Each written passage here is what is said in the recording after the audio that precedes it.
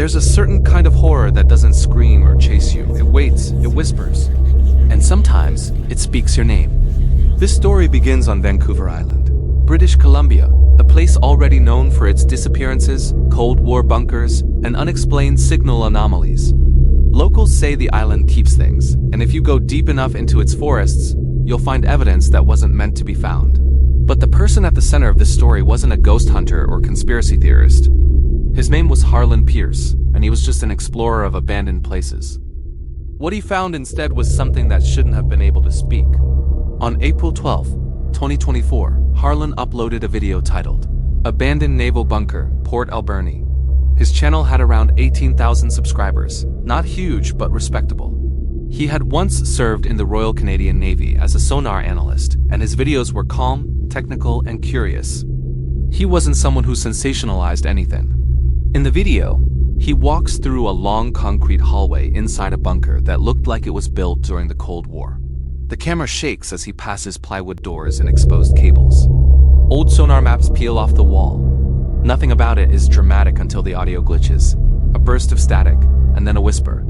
Barely audible, almost like someone exhaling into the microphone. The video ends shortly after. No explanation, no edits. Just that voice buried in static. His viewers noticed immediately.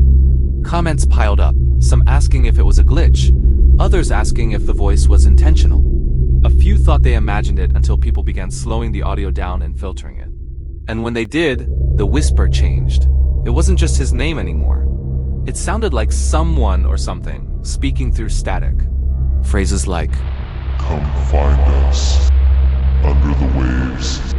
Look deeper." It could have been pareidolia, or suggestion, or just noise, but what bothered the audio engineers was the cadence. It didn't sound like a human recording. It sounded modulated, mechanical, like it was passing through machinery. 3 days later, without comment or sponsor or intro, Harlan uploaded another video at 2:13 a.m. The footage shows him descending a metal staircase into a much larger level beneath the bunker. The metal echoes like the inside of a submarine hull, cold and hollow. At the bottom, he finds a massive room labeled Section 9, Unauthorized Access, stenciled in faded red paint. Inside are racks of analog equipment, radio transmitters, oscillators, waveform monitors, and dusty VHS crates stacked like bricks. A chalkboard is covered in wave equations and sonar interference patterns. Then the camera finds a micro cassette recorder. The label on it says, VIVID do not discard. Harlan presses play. At first there's just static.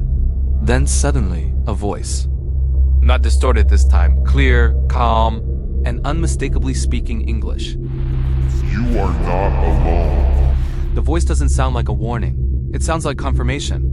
The camera jolts, something metal clatters, and Harlan gasps. Not like someone startled, but someone recognizing something. The video ends abruptly as the camera hits the floor. This time, the upload spreads.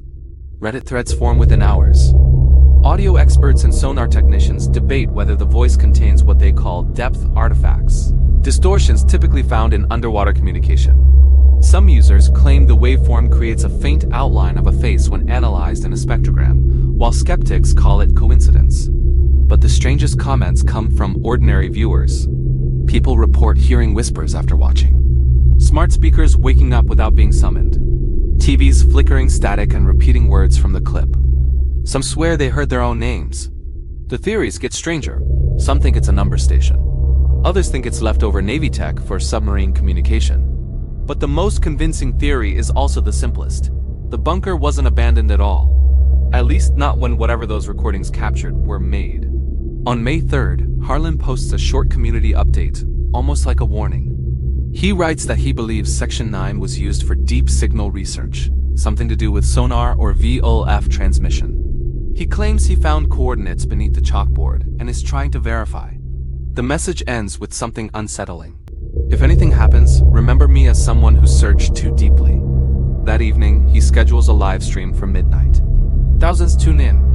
The screen flickers to life and Harlan stands in complete darkness, his flashlight shaking in his hand. He whispers that the voice on the microcassette wasn't a recording, it was a response.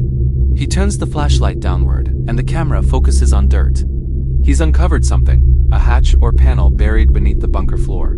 he lifts it open. The live stream cuts instantly to black. No reconnect. No buffer. Nothing. By morning, Harlan is declared missing. Authorities locate his car and his bag, along with some equipment, but not the microcassette recorder. The bunker, according to locals, is suddenly sealed. Anyone who asks about it gets referred to the Coast Guard or the Navy, and both deny it exists. 10 days later, a fan account receives an anonymous file upload titled "Below the Waves." It begins with static, but not the kind you hear on radios. This static has pressure, the kind described in submarine logs as deep noise, recorded miles underwater. Then a voice speaks, Below the waves, below the world, we are waiting. A second voice, lower and slower and distorted by depth, follows.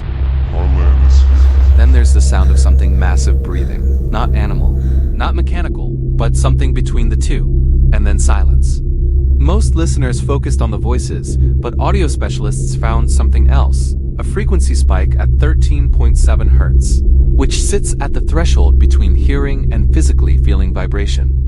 Below that threshold are frequencies used in deep Earth communication, the kind that can travel through rock, through seawater, and occasionally, according to old Navy folklore, places that weren't meant to be listened to. On Vancouver Island, there's a long-standing rumor that during the Cold War, the Navy didn't just listen for submarines, they listened for something beneath them. Seismic disturbances, anomalous signals, distortions, the kind of data that quietly disappeared into military archives. Weeks after the final audio release, someone posts a stretched spectrogram of the waveform. When lengthened, the static forms a pattern that isn't random at all. It's coordinates. And those coordinates point to a location roughly 30 kilometers off. Vancouver Island in a deep trench used for submarine training. It also happens to be the same area associated with a cluster of maritime disappearances dating back to the 1970s. Boats that vanished without debris, without distress signals, without survivors. To this day, Harlan's remains have never been found. His videos are still online, though comment threads get locked and reposts mysteriously vanish. The bunker is rumored to be sealed, if it ever truly existed at all. But people who listen to the final recording with good headphones claim something else. Something that doesn't get noticed unless you re-paying attention. There's a third voice beneath the others. It doesn't whisper names or warnings. It whispers a number. A countdown. As if whatever spoke through static wasn't finished speaking. Just waiting for someone new to hear it. The shadows are watching. Will you return for more? Like and subscribe if you want to hear the voices that whisper in the dark.